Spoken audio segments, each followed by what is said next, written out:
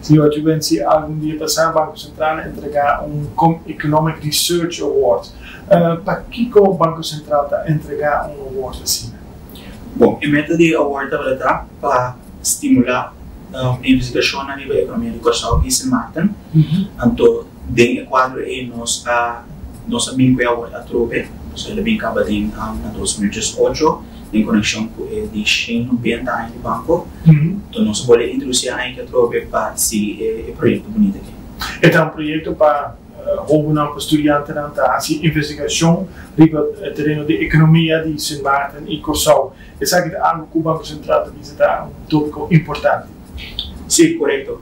Então, essa é a nossa tarefa para safeguard a economia de tanto Corsal e Sint Maarten, mas também o mercado financeiro de dois países. Então, dentro do quadro, nós vamos jumpstart a carreira de estudante do Award.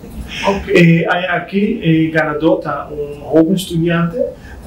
Que era a razão, para que motivo ela ganha o award aqui? Bom, em mente de sua investigação está para com a direita e posição estratégica de restaurante. Então, dentro do quadro, ela faz survey, uma enquete, para o enkele kita mundo não vai melhorar. Ok. Então, isso é algo que está muito cerca de nós, porque nós investigar a economia real de Corsal também e Sint Maarten. Então, isso é criar brug boa vista com o nosso trabalho diário, nosso método como banco. Então, esse não somente para o tema, mas também para o conteúdo de sua research. Ela é prêmio. Está tocante o restaurante do gouverneur. E por imaginar-me que sobretudo mais estudante que terá werkstuk, mas não todo werkstuk tem nível, é que tem echt conteúdo. Sim, correto. Então, nos ajuda o processo também de anúncio ainda. Nós trazemos vídeo também como guia para estudante na hora não está trabalhando na werkstuk.